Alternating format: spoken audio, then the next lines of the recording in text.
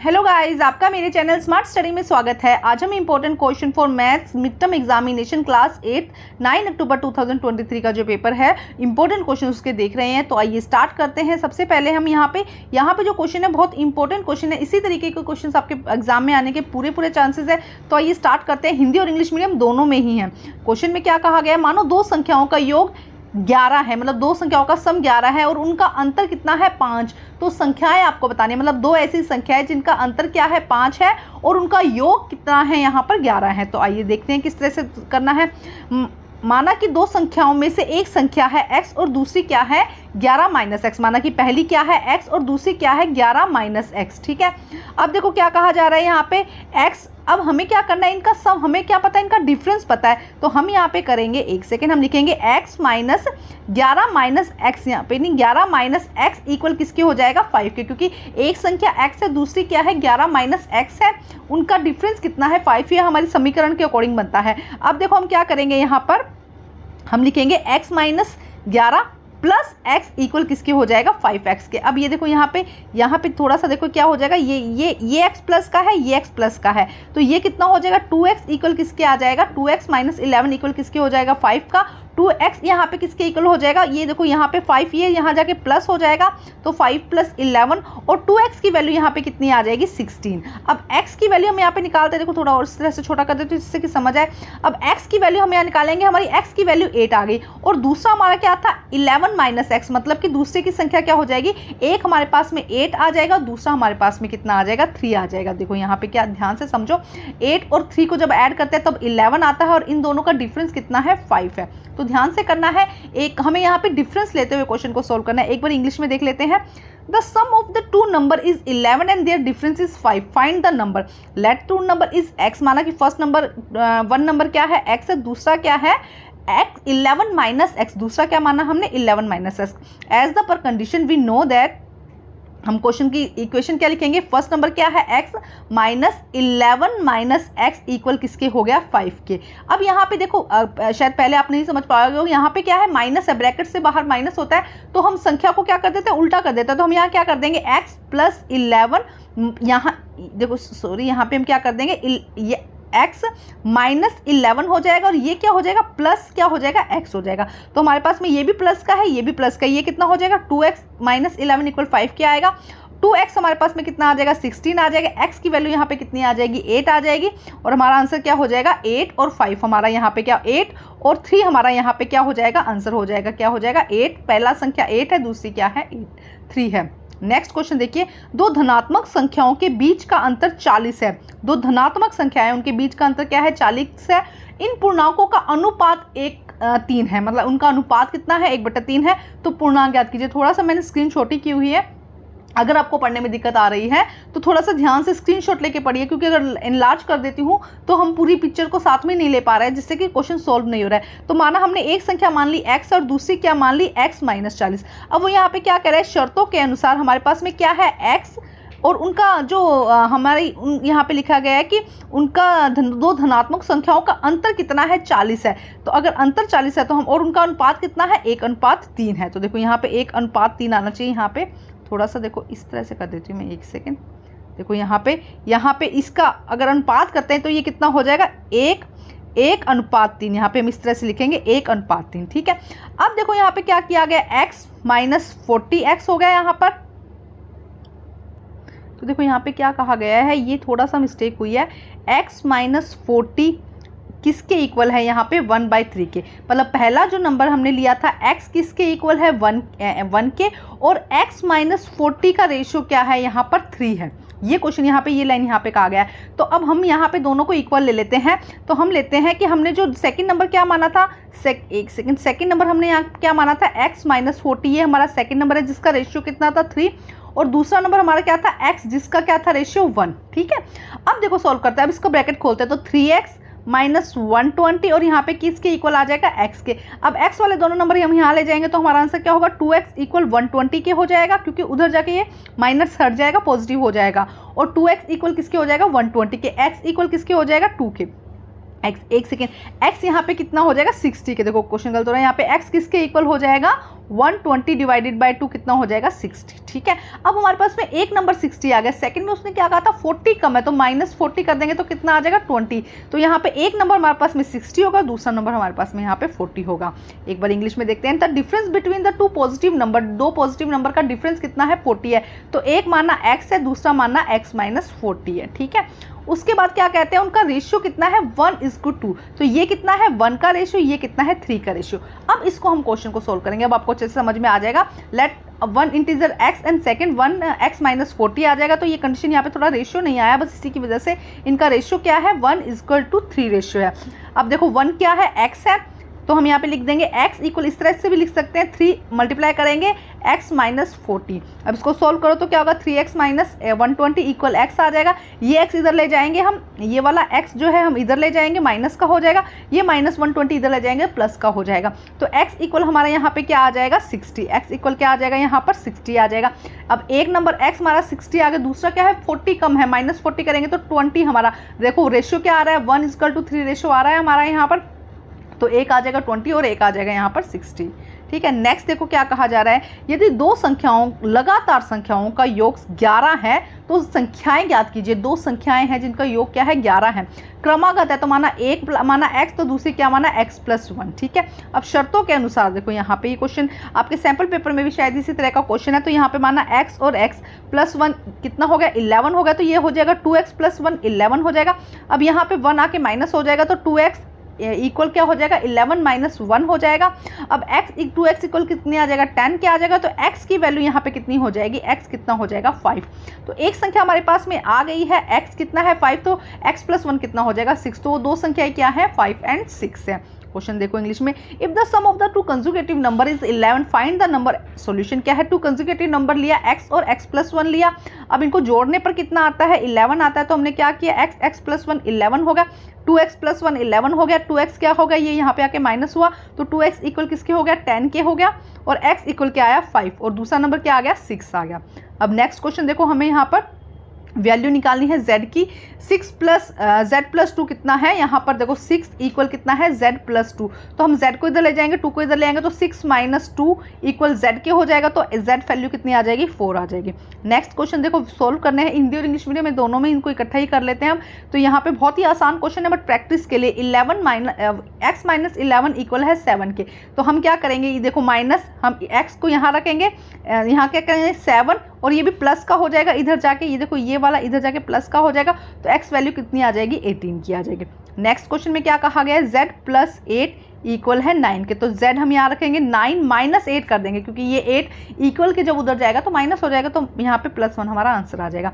Next question देखो 11x का मतलब है 11 मल्टीप्लाई बाय x इक्वल कितना है 121 के। और आपको पता है इक्वल के उस तरफ जाने के बाद उल्टा हो जाता है, अगर प्लस का है माइनस का हो जाएगा, माइनस का है प्लस का हो जाएगा, साथ वाले नंबर से अगर मल्टीप्लाई पे है तो डिवाइड हो जाएगा, डिवाइड पे है तो मल्टीप्लाई हो जाएगा। तो x इक्वल क्या आएगा 122, और ये देखो मल्टीप्लाई का मार्क है बीच में, इसलिए डिवाइड हो जाएगा, तो आंसर हमारा क्या आ जाएगा 11। नेक्स्ट क्वेश्चन देखो क्या कहा गया है यहाँ पर, आकृति में 5 भुजाएं बराबर है। मान लो एक आकृति दी गई है जिसके अंदर क्या है पांचों भुजाएं बराबर है, यह एक नियमित पंचभुज है, इसके सभी कोण बराबर हैं। तो हमें इसके कोणों की संख्या निकालनी है। तो देखो आपको ये पता होना चाहिए कि पंचभुज होता है तो उसके कोणों का सम कितना होता है 540 होता है उसके कोणों का। तो 5 भुजाएं हैं तो 5x कर दिया इक्वल कितना हो गया 540 के, तो x की वैल्यू कितनी आ गई 108। हम क्या करेंगे 540 को 5 से भाग कर देंगे। देखो क्वेश्चन क्या है, the figure has 5 equal sides. ये देखो यहाँ पे 5 इक्वल साइड्स दी गई है, तो ये क्या हो गया रेगुलर पेंटागन हो गया यहाँ पर, ठीक है। Thus all angle are equal, all angle यहाँ पे इक्वल है, तो माना यहाँ पे ये x है ये भी x है, तो टोटल कितना हो गया 5x। हम x प्लस करेंगे तो 5x हो जाएगा। 5x किसके इक्वल है 540 के। तो आपको याद होना चाहिए, अच्छा से समझ लीजिए कि जो पेंटागन होता है 5 भुजाओं वाला को, जो 5 साइड्स जिसकी इक्वल होती है पेंटागन होता है, उसके सम इंटीरियर एंगल का सम कितना होता है 550। तो इस तरह से 104 आ जाएगा। नेक्स्ट क्वेश्चन देखिए, एक नियमित बहुभुज के प्रत्येक बाह्य कोण का मान निकालना है। एक नियमित बहुभुज मतलब जिसकी भुजाएं ज्यादा है उसके बाह्य कोण का मान करना है, अगर उसकी भुजाएं 9 है। ऐसे देखो ये कहा गया, मानो 1 2 3 4 5 6 7 8 9, ऐसा बहुभुज जिसकी क्या है सारी भुजाएं बराबर है और 9 उसकी भुजाएं हैं, तो उसका हमें बाह्य कोण निकालना है। बाह्य कोण कौन से होते हैं, देखो ये वाले कोण, ये कोण बाह्य कोण होते हैं। तो देखो इसके दो फॉर्मूले, दो तरीके से हम इस क्वेश्चन को कर सकते हैं। देखिए क्या है, n भुजा वाले नियमित बहुभुज का कोण का फॉर्मूला क्या होता है, n-2 इंटू 180। तो n यहाँ पे क्या है, भुजाएं कितनी है उसकी 9 माइनस 2 गुना किया हमने 180 से, तो यहाँ पे कितना आएगा, 7 को 180 से गुना करेंगे तो 1260 क्या आ जाएगा, 1260 उसके सारे भुजाओं का कोण आ जाएगा। अब हमें प्रत्येक भुजा का एंगल निकालना है, तो हम क्या करेंगे, 9 से भाग कर देंगे, 140 हमारा यहाँ आ जाएगा। तो प्रत्येक बाह्य कोण कितना हो जाएगा, 140। थोड़ा सा समझो, देखो मैं एक बार समझा देती हूँ। जैसे कि ये इस तरह से समझो कि 9 भुजाओं वाला एक एंगल है, ये देखो यहाँ पे टोटल 9 भुजाएं समझो, और उन्होंने कह रहे कि बाह्य कोणों का जो सम है वो कितना है, और एक भुजा का एक कोण का सम कितना है। तो हम फॉर्मूला याद करो क्या होता है, किसी भी बहुभुज का बाह्य कोण अगर निकालना हो तो उसका फॉर्मूला क्या होता है, n-2 इंटू 180। तो n क्या है, भुजाएं, कितनी भुजाएं हैं इसकी, इस क्वेश्चन में कितनी भुजाएं, 9 भुजाएं। तो हमने सॉल्व किया, 9-2 इंटू 180 70, 1260। सारे बाह्य कोण जितने हैं उनका सम कितना है, 1206। अब हमें एक कोण का निकालना है, तो भुजा कितनी थी, 9 से भाग कर दो, 140 आंसर आ जाएगा। इसका एक इजी फॉर्मूला भी है, वो भी बताती हूँ। देखो क्या, प्रत्येक बाह्य कोण का मान क्या होता है, बाह्य कोणों का योग और कोणों की संख्या। तो बाह्य कोणों का योग कितना है, यहाँ पर बाह्य कोणों का योग कितना है, देखो ये देखो, प्रत्येक बाह्य कोण यहाँ पे क्या हो जाएगा, 1। देखो यहाँ पे प्रत्येक आंतरिक कोण, सॉरी यहाँ पे जब हम डिवाइड करेंगे तो प्रत्येक आंतरिक कोण आएगा। बाह्य कोण के लिए हम क्या करेंगे, आंतरिक, ये कोण है, देखो ये बाह्य कोण हो जाएगा, ये आंतरिक कोण हो जाएगा। तो आंतरिक कोण को क्या कर देंगे, माइनस कर देंगे 180 में से, तो 40 आ जाएगा। इजी फॉर्मूला, हम इजी फॉर्मूला से करते हैं। देखो इजी फॉर्मूला क्या है कि अगर कोई भी बाह्य कोण निकालना हो तो बाह्य कोणों का योग माइनस कोणों की संख्या। तो बाह्य कोणों का डिवाइडेड बाय बाह्य कोणों का कितना है, 360 होता है, डिवाइडेड बाय 9 करो, कितना हो जाएगा, 40। ठीक है, अब थोड़ा सा क्वेश्चन लेंथी लग रहा है, लेकिन ध्यान से समझोगे तो हो जाएगा। 2 बार रिपीट करके अच्छे से देख लेना। Find the measure of the each exterior angle of a regular pentagonal, जिसकी साइड्स कितनी है, 9 साइड्स है। तो देखो क्या कहा जा रहा है यहाँ पे, the sum of the regular pentagon having side n-2 into 180। ठीक है, ये फॉर्मूला याद कर लो। अच्छा, अब n कितना है यहाँ पे, 9-2 इंटू 1206। ये हमारा यहाँ पर आया रेगुलर पेंटागोनल की, जिसका कि इंटीरियर साइड्स कितनी, ये आया एक्सटीरियर। अब इंटीरियर कितना हो जाएगा, 1260 डिवाइडेड बाय 9, कितनी साइड्स है, 9 साइड्स, तो कितना हो जाएगा, 140। ये क्या है, इंटीरियर एंगल। अब जो आया है ये इंटीरियर एंगल का सम है, ये कितना है, इंटीरियर एंगल का सम है, और एक एंगल कितना आ गया, 140। अब इसका बाह्य हमें पता चल गया, ये देखो सॉरी, ये हमें पता चल गया कितना है, इंटीरियर का पता चल गया कि 140 है, तो हम ये निकाल लेंगे, ये कितना हो जाएगा यहाँ पर 40, ये कितना हो जाएगा यहाँ पर 40 डिग्री। ठीक है, अब देखते हैं इसका एक और में ऑप्शन है, जो फॉर्मूला याद कर लो, ये भी कर सकते हो। ईच एक्सटीरियर एंगल का किस तरह से फॉर्मूला निकालते हैं, sum of the exterior angle is the number of the angles. तो सम कितना है, 360 होता है, डिवाइडेड बाय 9 इक्वल कितना आ जाएगा, 40। नेक्स्ट क्वेश्चन में देखो क्या कहा गया, find the square of the following number. हमें स्क्वायर निकालनी है, तो देखो 2 तरीके हैं, आपको इस तरीके से पूछा जा सकता है, क्या है 35 का, तो 35 को 2 पार्ट्स में डिवाइड करो, 30 + 5। अब कौन सा फॉर्मूला यूज हो रहा है, a + b की स्क्वायर। तो a + b की स्क्वायर क्या होता है, a की स्क्वायर + b की स्क्वायर + 2ab। तो हम यहाँ करते हैं, देखो साथ साथ में कर रहे हैं।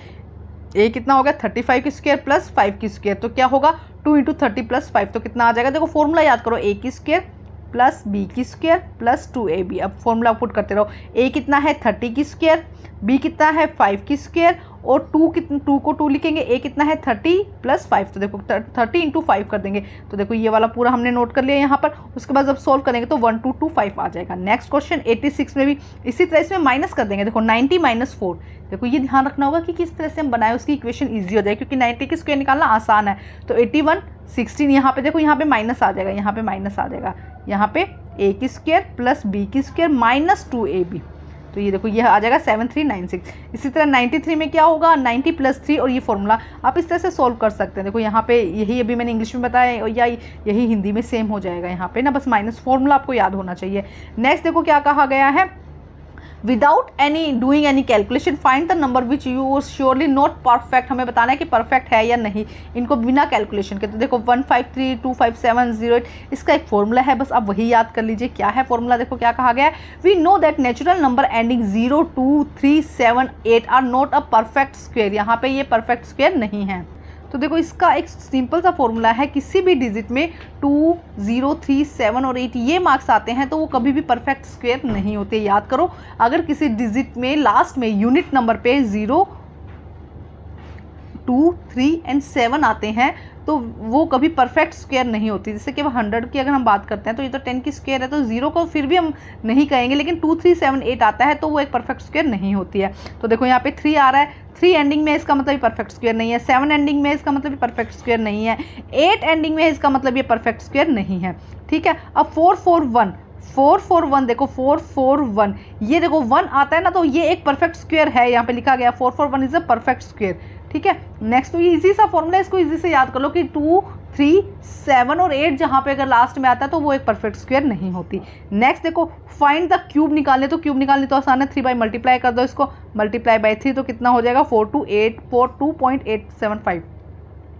3.5 का घन निकालना है। घन निकालने में हम क्या करते हैं, 3 बार उस नंबर को मल्टीप्लाई करते हैं आपस में तो हमारा घन निकल के आता है, तो ये हमारा आंसर हो जाएगा। नेक्स्ट देखो क्या कहा गया है, find the smallest number by 1, 3, 2, 3 में be multiply so that perfect cube बच जाए। ऐसा नंबर निकालना है, इसका स्मॉलेस्ट नंबर से मल्टीप्लाई करें, किस स्मॉलेस्ट नंबर से मल्टीप्लाई करें कि 1, 3, 2, 3 एक परफेक्ट क्या बन जाए, क्यूब बन जाए। आप मेरे चैनल पर आपको सैम्पल पेपर मिल जाएंगे, ज़रूर प्रैक्टिस करिएगा, बहुत ही इंपॉर्टेंट क्वेश्चन है उसके अंदर, आपकी अच्छे से रिवीजन हो जाएगी। सभी क्लासेस के सभी सब्जेक्ट के सैम्पल पेपर मेरे पास में है।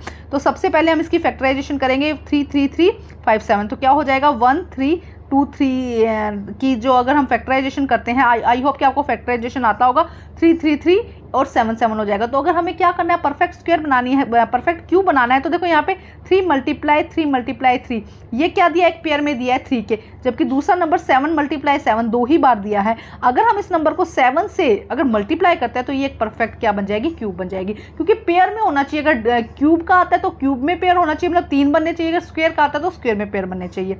अब इसका हिंदी में देख लो क्या कहा गया, वह छोटी संख्या ज्ञात कीजिए जिसको 1, 3, 2, 3 से गुना किया जाए तो गुणनफल का पूर्ण घन प्राप्त हो जाए। घन प्राप्त होने के लिए पहले फैक्टराइजेशन करते हैं। अब देखो इसमें ये पूरा बन रहा है पेयर, 3 का पेयर बन रहा है, यहाँ पे 7, 7, अगर हम यहाँ पे एक 7 नंबर से और मल्टीप्लाई कर देते हैं तो क्या हो जाएगा, ये एक पूरा घन बन जाएगा। नेक्स्ट क्वेश्चन देखो क्या कहा गया है, क्या 392 एक पूर्ण घन है, यदि नहीं तो सबसे छोटी प्राकृत संख्या ज्ञात कीजिए जिससे कि 392 को गुना किया जाए ताकि एक पूर्ण घन बन जाए। सेम वही क्वेश्चन हमने फैक्टराइजेशन किया, देखो ये तो पूरा घन बन रहा है, अगर यहाँ पे 7 एक और आ जाता है फैक्टराइजेशन करने पर तो ये क्या हो जाएगा, पूरा घन बन जाएगा। तो देखो 7, इसमें 7 लिखा है, चूंकि हम देख सकते हैं कि 7 को 3 समूह में नहीं जोड़ा गया, 39 एक पूर्ण घन नहीं है, इसे पूर्ण घन बनाने के लिए हमको 7 से गुना करना पड़ेगा। तो ये क्या बन जाएगा, जब यहाँ पे आ जाएगा तो ये एक पूर्ण घन बन जाएगा। देखो 2744 एक पूर्ण घन है, अगर हमने सिर्फ एक 7 से और मल्टीप्लाई कर दिया तो या ये किसकी है, या तो ये 14 की क्यूब है या 2 की क्यूब और 7 की क्यूब है। थोड़ा लिखते वक्त क्यूब्स ना इस तरह आ गया, तो घन बनाने के लिए हमें 7 से गुना करना पड़ेगा। अब नेक्स्ट क्वेश्चन देखो यहाँ पे क्या कहा गया है, वह छोटी संख्या ज्ञात करो जिसे पूर्ण घन बनाने के लिए 128 को विभाजित किया जाना चाहिए। अब हमें क्या कहा, 128 को किस नंबर से विभाजित किया जाए कि वो क्या बन जाए, पूर्ण घन संख्या बन जाए। देखो जब गुना करने के लिए दिया जाए तो हमें क्या एक नंबर लेना है, जैसे कि अब इसमें समझो यहाँ पे क्या पेयर बन रहा है, देखो एक ये पेयर बन गया, ठीक है, उसके बाद एक ये पेयर बन गया, तो यहाँ पे ये 2 बच गया है ना, यहाँ पे क्या बच गया, एक 2 बच गया, हमें क्यूब बनाना है ना। तो अब वो क्या करें, अगर हम इस नंबर को 2 से डिवाइड कर देते हैं तो ये क्या बन जाएगी, एक परफेक्ट क्या बन जाएगी, इस देखो यहाँ पे लिखा गया है ये एक पूरा परफेक्ट पेयर बन रहा है, ये भी परफेक्ट बन रहा है, ये अलग है। यहाँ दो को समान गुणनखंडों को त्रिक समूह में समूहित नहीं किया गया, अतः गुण प्रदान लेके 2 से विभाजित करेंगे। थोड़ा सा जल्दी करवा रही क्योंकि वीडियो बहुत लेंथी हो जा रहा है। देखो क्या कहा जा रहा है, 128 को हमें क्या बनाना है, पूर्ण घन बनाना है, तो इसको फैक्टराइजेशन करो। फैक्टराइजेशन किया हमने, इसको क्या किया, गुणनखंड किए, गुणनखंड करने के बाद हमें पेयर बनाना है। एक ये पेयर बन गया, क्योंकि घन बनाना है तो 3 का पेयर बनाएंगे, 3 का ये बन गया और 3 का एक ये समूह बन गया। अब इसमें ये 2 अलग बच गया, तो अगर हमें क्या करना है, विभाजित करना है, तो हम क्या करेंगे, सिर्फ 1 लेंगे। और अगर मल्टीप्लाई करना होता तो हमें 2 × 2 हमें मतलब 4 से मल्टीप्लाई करना होता एक घन बनाने के लिए, और विभाजित करना है तो हम सिर्फ एक जो एक्स्ट्रा बच गया उससे विभाजित कर देंगे। देखो ये है 392 is a perfect cube, find the smallest natural number by 392 should be multiply the perfect cube. And I hope कि आपको समझ में आ गया होगा, ये एक पेयर में है, यहाँ पे अगर एक और 7 लग जाता है तो ये क्या हो जाएगा, एक परफेक्ट क्यूब बन जाएगा। ठीक है, देखो आप इसके बाद नेक्स्ट क्या है, find the smallest number which 128 will be divided. अब डिवाइडेड करना है तो देखो यहाँ पे ये पेयर में दी, पेयर का मतलब मैं यहाँ पे ये कह रही हूँ समूह है, ग्रुप की बात कर रही हूँ। पेयर का मतलब मेरा यहाँ पे 3 का देखो एक ग्रुप बन गया, 3 का एक ग्रुप बन गया, ये 2 बच गया, और डिवाइड करना है तो हम क्या करेंगे, इस 2 से डिवाइड कर देंगे।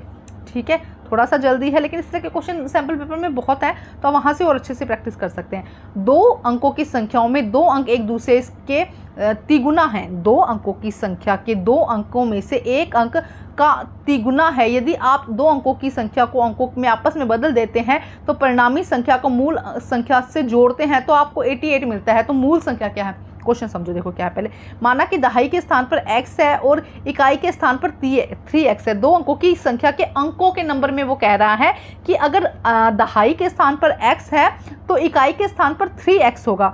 2 मूल अंकों की संख्या क्या होगी, 10x प्लस 3x, क्योंकि क्या कह रहा है वो यहाँ पर कि यदि आप इन दोनों अंकों की संख्या के अंकों को आपस में बदल देते हैं तो परिणाम, अगर नंबर मान लो एक 3 है एक 5 है तो इनको बदल देना है, आपको इनको बदल देना है, तो आपको कितना मिलता है, 88 मिलता है। तो देखो ये करो, अंकों की संख्या को बदलने पर, इंपॉर्टेंट क्वेश्चन है ये, अंकों की संख्या को बदलने पर नई संख्या क्या प्राप्त होती है, 3x प्लस x। अब प्रश्नानुसार जो प्रश्न बना है उसके अनुसार क्या कहा गया है, 3x plus x plus 10x plus 3x equal किसके है, 88 के। तो x को हल करते हैं, हल करेंगे तो कितना हो जाएगा, देखो ये 31x हो जाएगा और ये यहाँ पे अगर इसको करते हैं तो 13x हो जाएगा। इनको ऐड करेंगे तो 44x इक्वल किसके हो जाएगा, 88 के। तो x इक्वल किसके आ जाएगा, 2 के। तो मूल घन संख्या यहाँ पे क्या हो जाएगी, एक 13x हो जाएगी, तो 26 x की वैल्यू यहाँ पे क्या आ जाएगी, 2 आ जाएगी, और हमारी जो मूल संख्या है वो कितना हो जाएगी, 26। थोड़ा सा कंफ्यूजिंग क्वेश्चन है, एक बार आप इसको देख लीजिए, ठीक है। इसका सॉल्यूशन यहाँ पे मैंने अब समझा दिया है, अभी उसी को रिपीट किया गया है यहाँ पर। तो ये बहुत ही इंपॉर्टेंट क्वेश्चन थे, अच्छे से कर लीजिएगा। इसके अलावा सैम्पल पेपर को मैं बार बार मैं आपको फोर्स करूँ कि सैम्पल पेपर ज़रूर करके जाइएगा। क्या आपने अभी तक सैम्पल पेपर देखा है, चेक किया है? अगर नहीं किया है तो अभी जाकर चेक कीजिए। Thank you guys.